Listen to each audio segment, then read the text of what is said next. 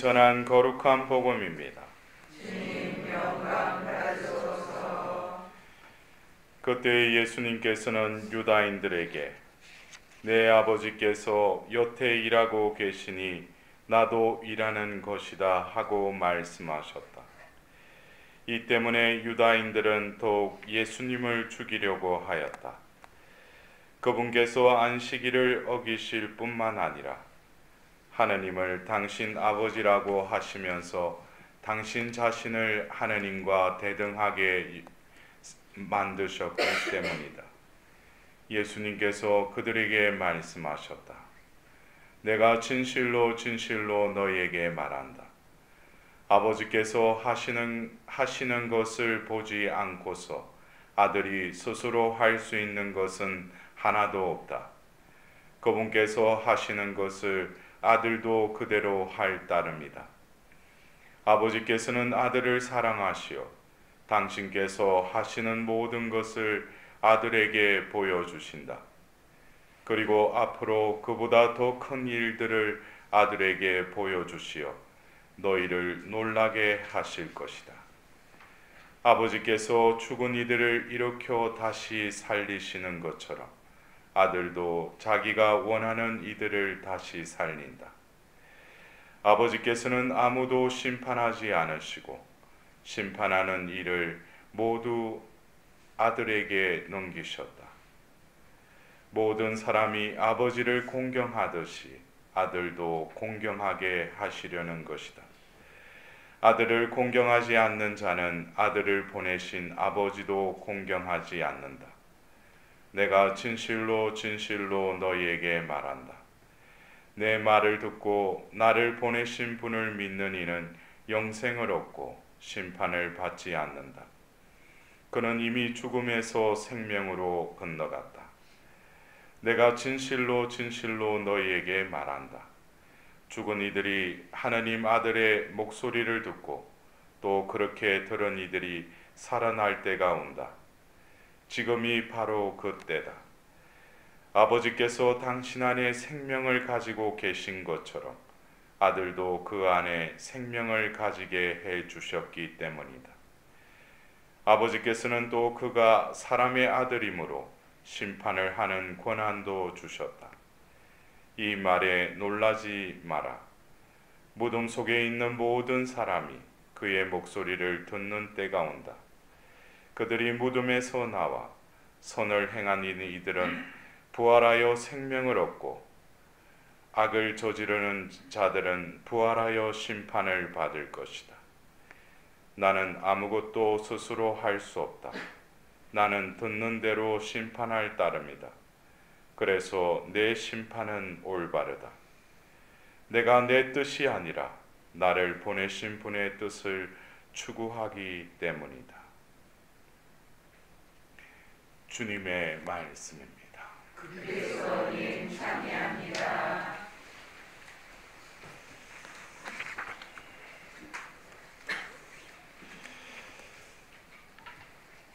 오늘 이사야서의 49장에 이 말씀을 들으면서 하느님, 우리가 믿는 이 신은 인격적인 신임을 우리는 알아야 할 것입니다. 인격적이다라는 것은 신이라고 해서 그냥 이렇게 권능과 권위를 떨치면서 그 앞에서 벌벌벌 떨고 그냥 흠숭만 드리고 공격만 하는 그런 신의 개념이 아니라 우리가 믿는 하느님은 우리의 눈높이에, 아니 우리가 상상도 못하는 어떻게 신이 그렇게까지 낮출 수 있는가.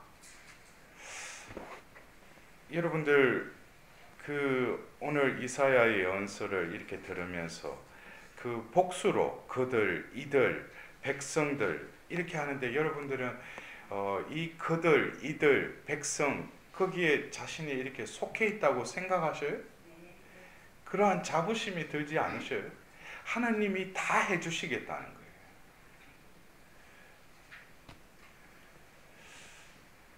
우리가 시편 말씀에도 있지만 여인이 제 젖먹이를 잊을 수 있느냐? 제 몸에서 난 아기를 가엾이 여기지 않을 수 있느냐?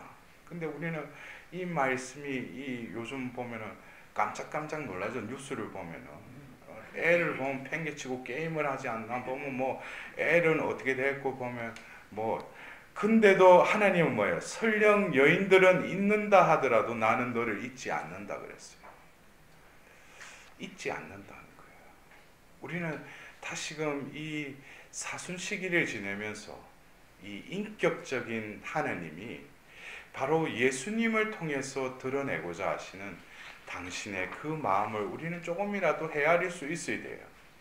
우리는 오늘 복음을 통해서 또 그 인격적인 관계라는 것이 우리가 그리스도교의 그 진리 중에 하나인 삼위일체, 이 삼위일체의 이 신비를 우리가 아무리 이해하려고 해도 이해하지 못하죠. 그러나 오늘 우리가 들었던 이 복음의 말씀을 통해서 이 아버지와 아들의 관계, 어떻게 보면 이 아버지와 아들의 관계를 우리가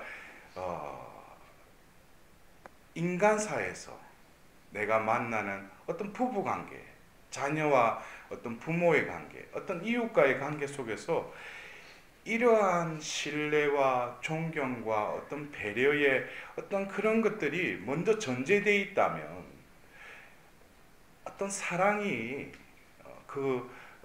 개체 간의 어떤 그 일치를 시켜줄 수밖에 없어요. 예수님이 어떻게 보면 유다인들이 볼 때는 황당한 소리를 하는 거죠. 구약의 그 계명 중에도 하나님의 이름을 헛되이 부르지 말라고 했는데 어떤 갈릴레아의 촌놈이 와가지고 그들 앞에서 하나님을 아버지라고 부르는 거예요. 그리고 자신을 뭐라고? 아들이라고 그래요. 그러니까 이게 어떤 면에서 우리가 볼 때는 유다인들이 십자가에 못 박으시오 이게 저들이 왜 저럴까 그러는데 우리는 어떻게 보면은 당연한 거예요. 그들이 선민의식에 그들이 기다렸던 메시아, 그들이 고대했던 메시아는 이런 분이 아니셨어요. 어떻게 보면은 태어날 때부터 뭔가 아래서 태어나든지 뭐 이렇게 조금 색다르게 태어나야지 무슨 뭐 마국간에서 태어나리라고는 아무도 상상 못했어요. 예? 그리고 어릴 때부터 출중한 어떤 능력을 드러내고 그냥 목수의 아들로 그냥 30년간 숨어서 살다가 그 어느 날 짜잔하고 나타난 거예요. 근데 그에게서 어떤 말씀과 어떤 행동을 통해서 말로 표현할 수 없는 힘과 지혜를 느낀 것은 분명한데 그것을 가로막는 것이 자기들이 기대했고 자기들이 예상했던 메시아는 아니라는 거예요. 왜? 자기들은 바로 유대인으로서 하나님과의 어떤 관계를 맺는데 우선시되는 건 뭐예요? 율법이죠. 그 중에 또 어떤가 하는 게 뭐예요? 안식일 규정인데 이 사람은 안식일 규정을 그냥 눈으로 보면은 어기는 거예요. 그 법을 거스르는 거죠.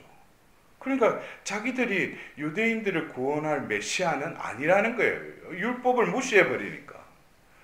거기다가 두려움의 대상인 그 하나님을 아버지라고 하지 않나 자기를 아들이라고 하니까 여기서 이들은 신성모독이라는 그 딜레마에 빠지는 거예요.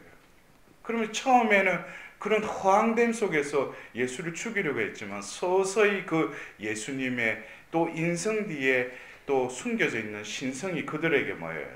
계속 자기들의 어떤 위태로움과 위기 속에 봉착하다 보니까 결국 그를 죽일 수밖에 없는 그런 상황 속에 치닫게 되지 않습니까? 근데 우리가 이 사순 시기를 이렇게 지내면서 어쩌면 유대인들이 자신들이 기대했던 메시아처럼 나는 아직도 진정으로 이 사순 시기를 지내면서 내가 기대하고 내가 만났던 메시아가 바로 예수인지 한번 거기에 대해서도 한번 우리는 곰곰이 생각해 봐야 돼요. 왜 그분이 나의 구원자라면 내 현실적인 문제, 내가 지금 겪고 있는 문제를 딱 구해줘야 될 거야. 해결해 주시고. 응? 근데 더 고통은 고통으로 점철되고 내 마음의 공허함과 그 어둠은 계속 나를 괴롭히고 있어요. 우리가 어쩌면 이 사순 시기에 묵상해야 될 하나의 또 끓이라면 끓일 수가 있는데, 오늘 예수님께서 그 요한복음 5장 26절에 보면은 아버지께서 당신 안에 생명을 가지고 계신 것처럼 아들도 그 안에 생명을 가지게 해 주셨기 때문이다. 그리고 29절에 보면 그들이 무덤에서 나와 선을 행한 이들은 부활하여 생명을 얻고,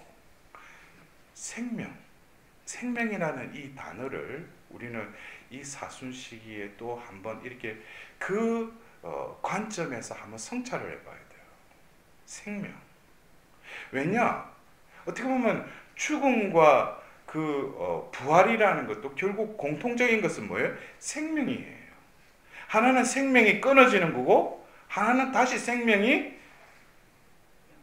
다시금 연결고 다시금 태어나는 거죠. 그러니까 이게 똑같은 생명이라는 거예요. 그러나 예수님의 그 생명은 뭐예요? 하느님이시니까. 아버지가 지니셨던 그 생명, 아들도 그 생명을 주셨다고 그랬죠. 인성을 취했지만 예수님의 그 생명은 영원한 그 하나님의 생명을 지니고 있었어요. 그러나 인성의 그 유한함을 가지고 계셨지만은 예수님께서 숨을 거두신 그 죽으신 그 생명은 예수님의 생명이기도 하지만 그것은 1차적이고 표면적인 죽음만을 바라보는 거예요. 그러나 그 죽음은 누구의 죽음이에요? 예? 헷갈리지 마시고, 예? 예수님이 죽으셨는데 그 죽음은 예수님의 죽음이기도 하셨지만 우리는 그 예수님의 죽음 안에 또 다른 죽음을 봐야 돼요. 누구의 죽음이에요?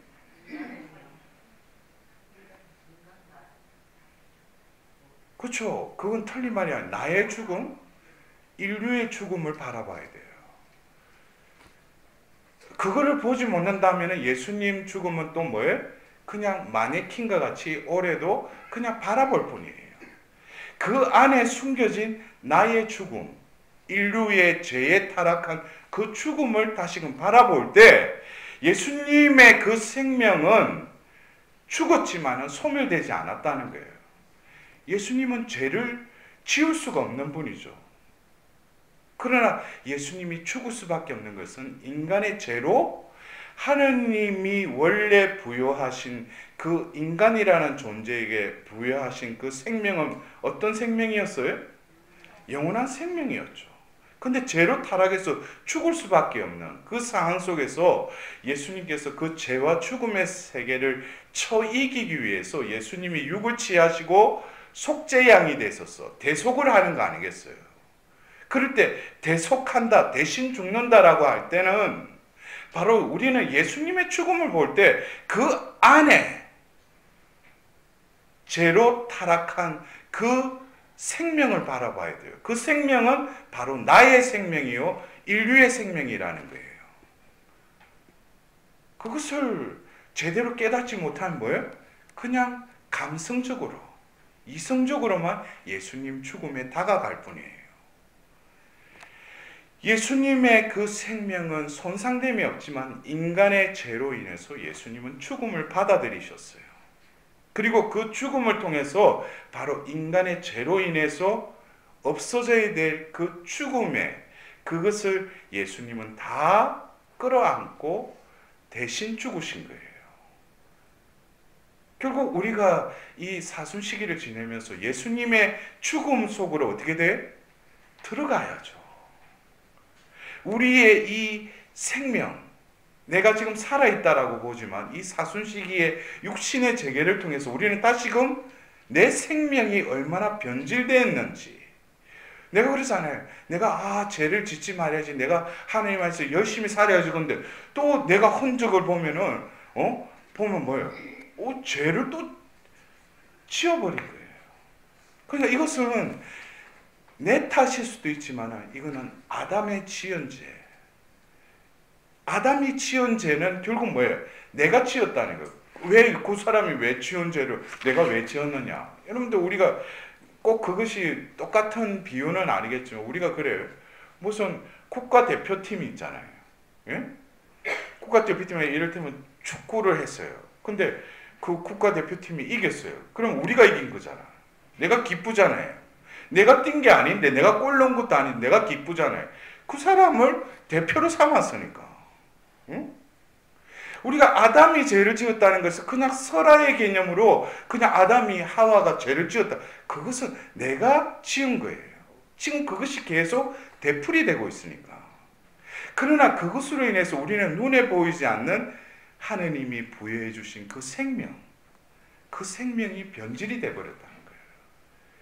그 생명이 나는 살아있는 줄 알아요. 그러나 그것은 엄밀히 따지면 하느님 눈에는 무덤에 묻혀 있는 거예요. 죽어 있는 거죠. 해칠한 무덤처럼.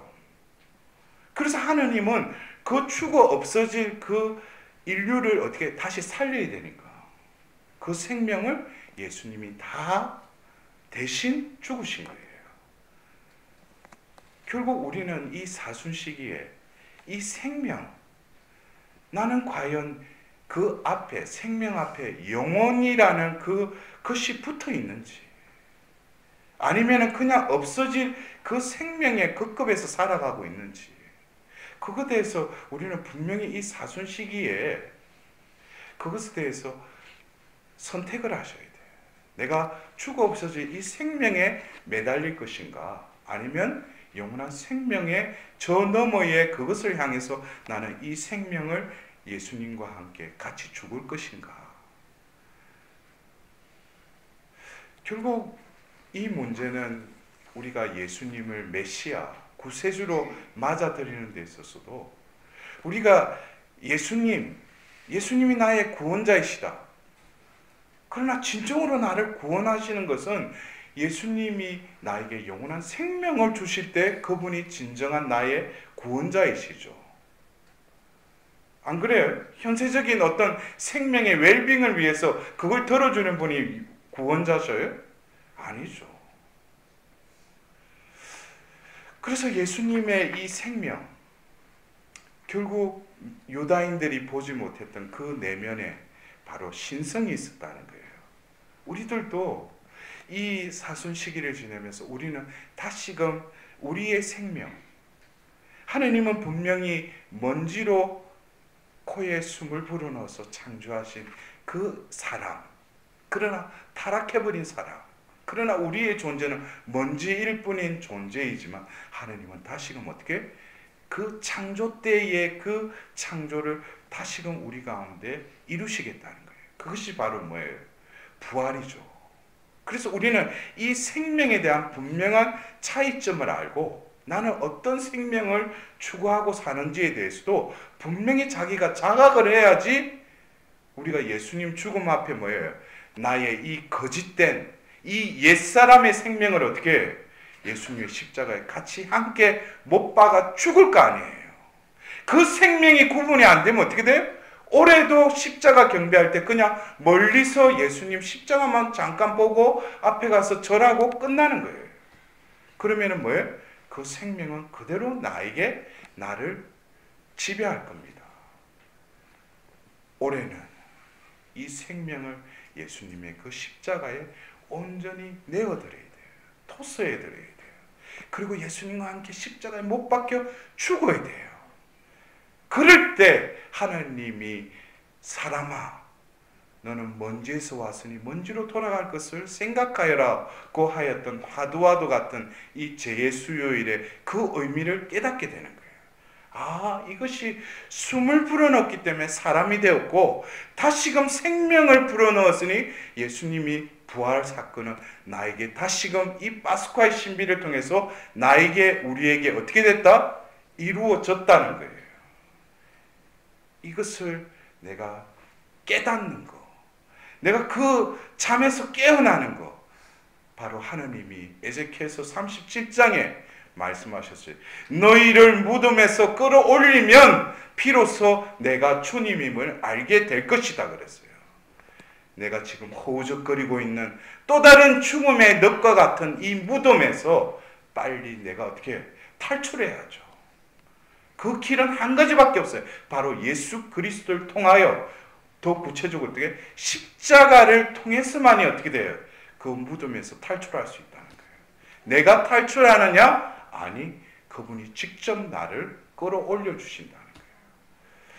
우리는 다시금 아버지께서 지니셨던 생명, 또 2000년 전 예수님께서 이 땅에 오셔서 예수님 안에 머무셨던 생명, 그러나 예수님은 부활하셔서 우리에게 그 생명을 다시금 부어주셨어요. 우리도 그 생명이 우리 안에 있지만 어느새 거짓되고 옛 인간이 나를 차지하고 있기 때문에 그 생명은 내 안에서 힘을 발휘하지 못한다는 거예요. 그것을 십자가에 온전히 못 박혀 죽을 때 내 안에 원래 줬던 그 생명이 다시금 용솟음치고 발휘되고 용약한다는 거예요. 그것이 바로 내가 다시금 태어나는 거죠. 그것이 바로 부활 사건입니다. 여러분들, 이제 얼마 남지 않은 이 사순 시기에 그냥 눈으로만 보는, 감정으로만 느끼는 그런 사순 시기가 아니라 나의 기저에, 나의 근본적인 그것을 깊이 있고 이 사순 시기에 깨닫고 성삼위를 통해서 예수님과 함께 죽고 묻히고 부활하는 파스쿠아의 신비가 우리 가운데 내 안에서 이루어질 수 있도록 다시금 하나님께 자비를 구하도록 합시다.